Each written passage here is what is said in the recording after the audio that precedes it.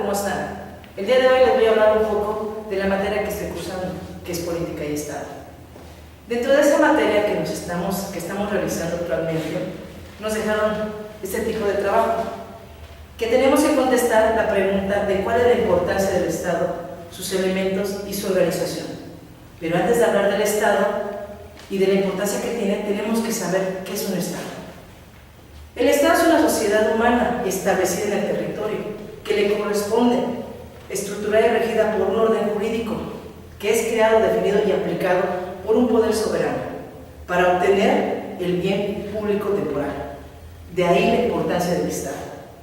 Es algo que se encuentra en nuestra vida social.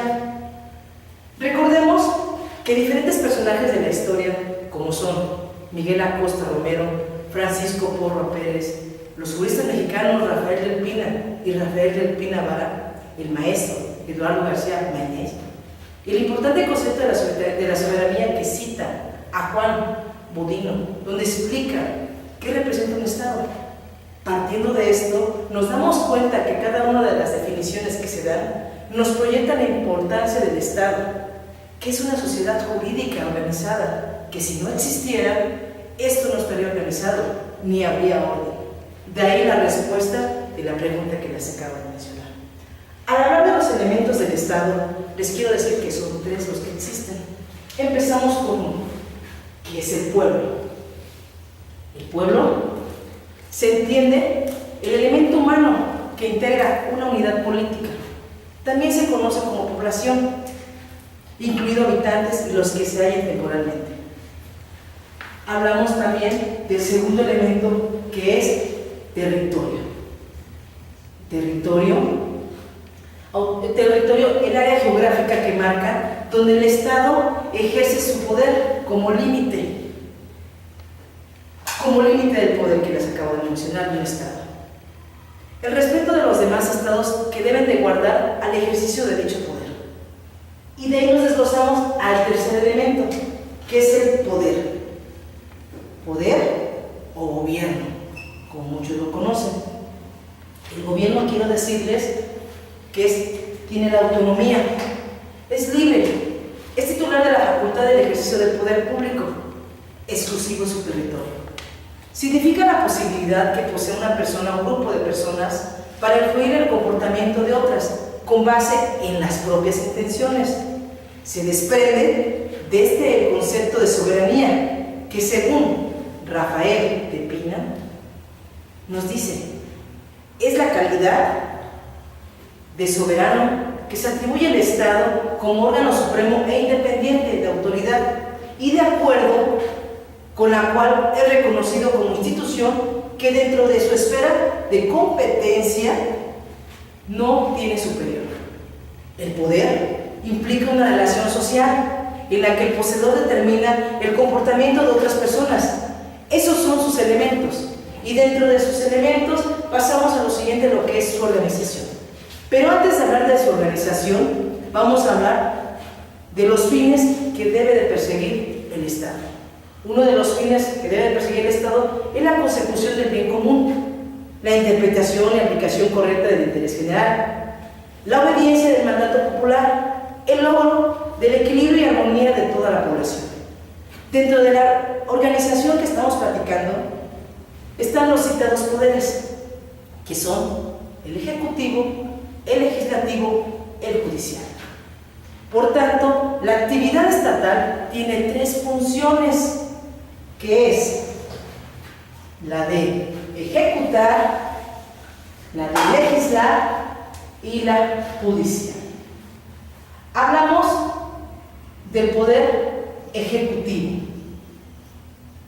El poder ejecutivo recae en una sola persona, que es el presidente de la República, que es en su momento electo popularmente por un acto secreto y por mayoría. Dura 6 años en su cargo y jamás podrá volver a desempeñar ese cargo. Su función principal es ejecutar las leyes aprobadas por los órganos legislativos. ¿Sí? Nos damos cuenta que es algo muy importante el poder ejecutivo, porque lo representa una sola persona y es nuestro presidente de la República Mexicana. De ahí seguimos al segundo poder, que es el poder legislativo. El poder legislativo está facultado de elaborar las leyes que rigen la vida social o de modificarlas, las ya existentes, de acuerdo con la opinión de los ciudadanos. Se deposita en un Congreso General, que es el Congreso de la Unión, constituidos por la Cámara de Senadores, representantes directos de los ciudadanos de los estados, y por la Cámara de Diputados, electos cada 3 años, y son 500 diputados.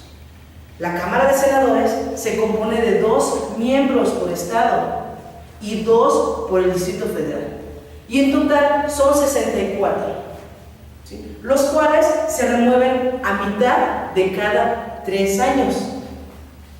Nos damos cuenta de cómo se va organizando todo lo que estamos explicando.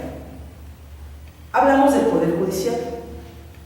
Se deposita en el Poder Judicial de la Federación, en la Suprema Corte de Justicia, en los tribunales, los colegiados y unitarios de circuito y en los juzgados de distrito. Se integran por ministros, magistrados y jueces. La función principal consiste en la administración de justicia, es decir, se encarga de resolver los conflictos que surgen entre los órganos del poder público. Esto entre el poder y los particulares o entre los mismos particulares. Nos damos cuenta de esta organización que acabamos de mencionar y cerramos lo que es una explicación de los 3 poderes. Lo que es el poder ejecutivo, poder legislativo y poder judicial. Pero antes de terminar esta explicación, quiero hacerles esta organización que estamos comentando. La organización de gobierno, como lo acabamos de mencionar, lo explicamos, que consiste en el poder ejecutivo, poder legislativo y el poder judicial. El poder ejecutivo lo comentamos que recae en una sola persona, que es el presidente de la República, ¿sí? De ahí se desglosa lo que es la Procuraduría General de la República. De ahí los diferentes departamentos. Estamos hablando a nivel federal, manifestamos como que existen en el Distrito Federal. Y por último, las diferentes secretarías de Estado. Al hablar del poder legislativo, nos damos cuenta, como lo acabamos de mencionar anteriormente, en lo que acabo de explicar, que se desglosa lo que es el Congreso de la Unión. Y del Congreso de la Unión se desglosan las 2 cámaras, Cámara de Senadores y Cámara de Diputados. De ahí también nos damos cuenta que directamente directamente del Poder Legislativo, directamente del Congreso de la Unión, se desglosa lo que se comenta anteriormente, que es la Asamblea también. Y de la Asamblea también se desglosa lo que son las comisiones. Y por último, nos damos cuenta que existe una comisión permanente, ¿sí? Pero lo interesante está también aquí, que es el Poder Judicial. El Poder Judicial se desglosa la Suprema Corte de Justicia, que es la que en su momento se va a encargar de hacer valer todo eso.